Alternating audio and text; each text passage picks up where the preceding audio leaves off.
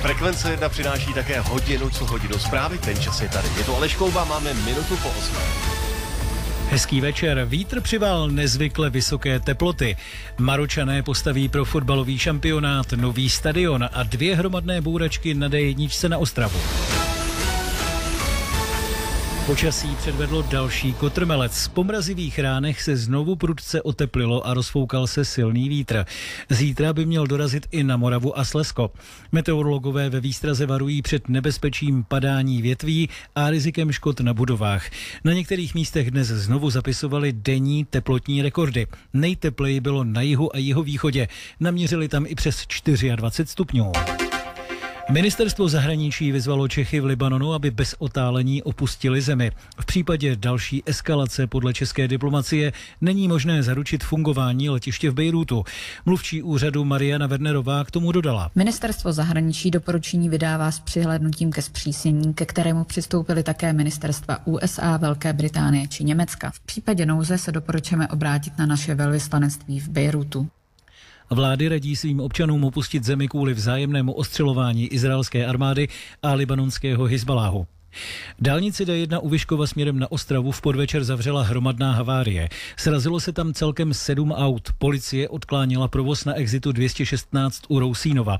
Kolem 7 se začalo jezdit jedním pruhem. Záchranáři naštěstí zasahovat nemuseli. Víc v dopravě.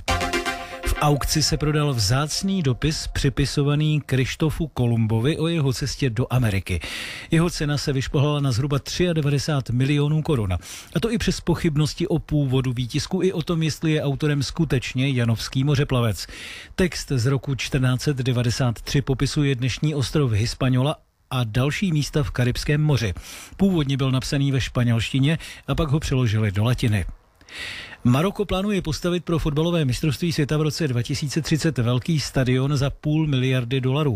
Vyrůst má nedaleko Casablanky.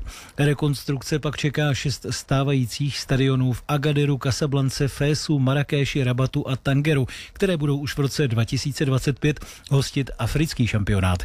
Světový budou Maročané pořádat společně se Španělskem a Portugalskem. Sobota přinese sluníčko i mraky, k večeru se zatáhne a místy zaprší. Teploty 18 až 22 stupňů, na západě a severu jen kolem 16.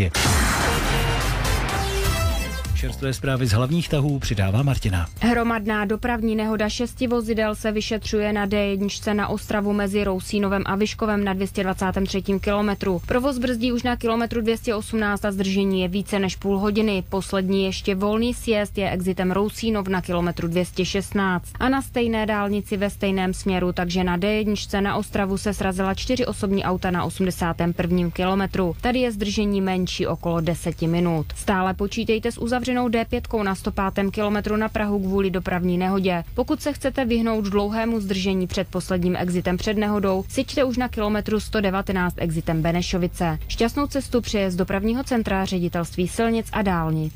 Martina. Frekvence 1. Konečně pátek. A Ondra Kubala. 4 minuty po 8. Ideální čas, abych vás, když je konečně pátek, pozval na Frekvenci 1 do světa celebrit. Co dělají slavní?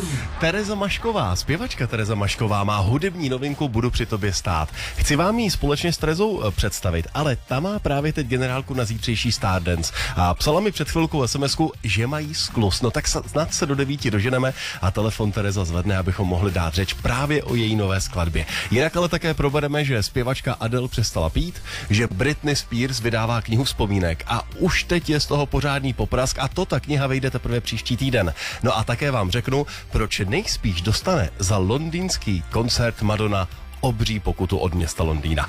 To všechno je před námi, teď ale muzika. Tom Grennan je tu.